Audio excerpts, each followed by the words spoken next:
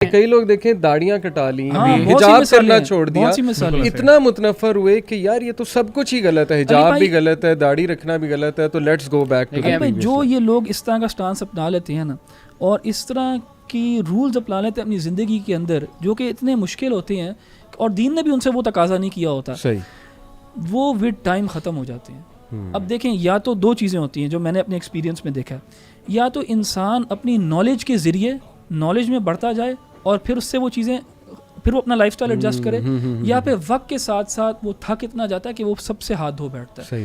تو دیکھیں, جیسے ہم نے کہا نوجوانوں کے اندر یہ سٹیج آتا ہے, اب یہ سٹیج جو ہے میرے نزدیک یہ ختم ہو جاتا ہے.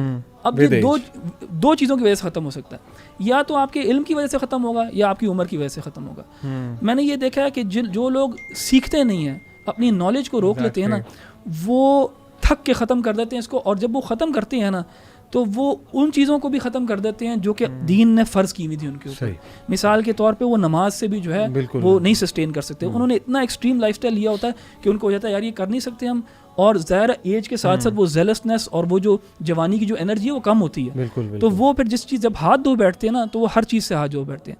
لیکن وہ لوگ جو ہیں جو علم کے ساتھ اور علماء کے ساتھ ایک تعلق جوڑ کے رکھتے ہیں اپنا, ان کے اندر بھی چینج آتا ہے, لیکن ان کے اندر پازیٹیو چینج آتا ہے, اور وہ پازیٹیو چینج جو ہے وہ جب نیچے بھی جاتے ہیں نا اور جب چینج ہوتے ہیں تو وہ اپنے دین کے جو اصول ہیں ان کو بہتر سمجھتے ہیں, اور وہ ان کو کمپرومائز نہیں کرتے, چھوڑتے نہیں ہیں. حماس بھائی نے نا وہ ڈننگ کروگر افیکٹ کا ذکر کیا, اس کا اگر آپ لوگ اس کا وہ گراف بھی اگر شیئر کر دیں نا تو بڑا اچھی طرح سمجھ آئے گا, اور میں سمجھتا ہوں بڑا ٹرو ہے یہ فینومینا کافی فیلڈز کے اندر.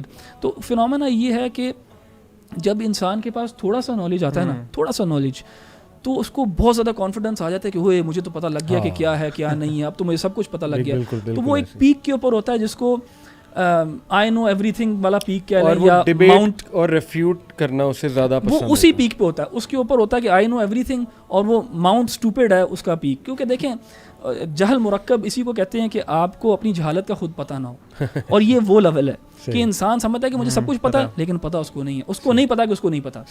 اچھا, اب نالج جب بڑھے گی نا, نالج بڑھے گی تو جب وہ کاؤنٹر اوپینینس پڑھے گا, جب وہ فرق علماء کہ ڈفرینٹ اوپینینس پڑھے گا, تو وہ دیکھے گا کہ اچھا یار دیر از more to this then I thought, یعنی اس میں کچھ زیادہ ہے, میں شاید سمجھ رہا تھا کہ مجھے سب کچھ پتہ لگا, نہیں کچھ زیادہ ہے. اچھا, پھر وہ اور جب آگے اپنے دین میں اور زیادہ نالج میں اور زیادہ جب اضافہ ہوگا اس کا, تو علی بھائی نالج انسان کو ہمبل کرتی ہے. ہم لوگ سمجھتے ہیں کہ نالج ہمبل کرنے کا مراد یہ کہ میں اپنے ہاتھ باندھ کے نیچے کر کے آہستہ آہستہ چلنے لگ جاؤں, میں اس طرح دو ہاتھوں سے اپنا کسی کا ہاتھ میں لاؤں. نالج آپ کو ہمبل کرتا ہے, آپ کو یہ بتا کے کہ یار تمہیں کچھ نہیں پتا, جتنا آپ زیادہ سیکھتے ہو اتنا آپ زیادہ ریئلائز کرتے ہو کہ یار مجھے نہیں پتا, اور پھر وہ آپ ایک ایسے پوائنٹ پہ آ جاتے ہو کہ آپ کو ہوتا ہے یار مجھے تو کچھ بھی نہیں پتا. اس کو یہ کہتے ہیں ویلی آف ڈسپیئر.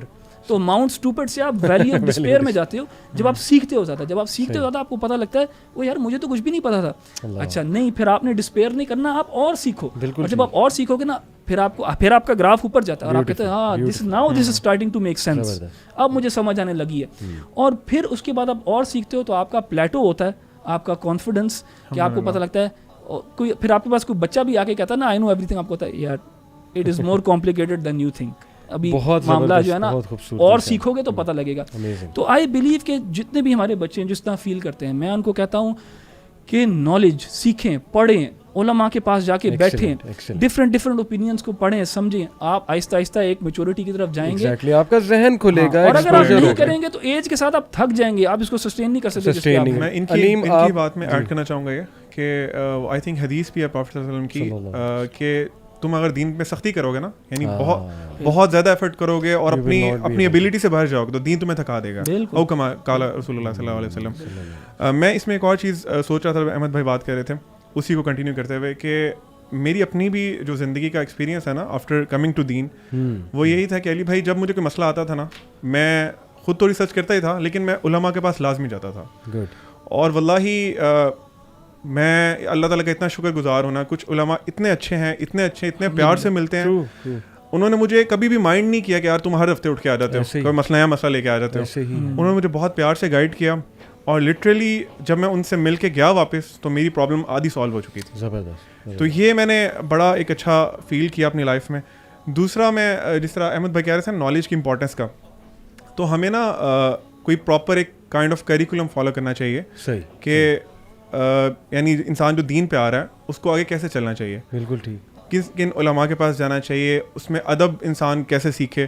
کیونکہ میں سمجھتا ہوں کہ جب یہ ہمارے معاشرے میں بے ادبی اور جس طرح آپ کہہ رہے تھے بدتمیزی والا معاملہ آتا ہے نا, وہ صرف دین پہ آنے کے فوراً بعد شروع نہیں ہوتا, صحیح, اس کی ہسٹری ہوتی ہے. ہمارے گھر کی تربیتیں, ہمارے فیملیز اور ہمارے سوسائٹی کی جو تربیت ہے نا وہ اس طرح کی نہیں ہے. صحیح, دین پہ آنے سے پہلے بھی جب کوئی کانفلکٹ ہوتا ہے نا تو یا تو جس بندے کی آواز اونچی ہوتی ہے وہ جیت جاتا ہے, یا کوئی ہاتھا پائی شروع ہو جاتی ہے, اس طرح کا معاملہ. وہ سمجھتے ہیں اچھا ساری زندگی جو مسئلے ہیں وہ اسی طرح حل ہوتے ہیں. بالکل بالکل. تو وہ اسی سوچ کو لے کے اس میں آتا ہے, دین میں آتا ہے. یہاں اسی کی بات سے, علیم کی بات سے میں کنٹینیو کروں گا. حماس دو اپروچز میرے خیال میں ہوتی ہیں.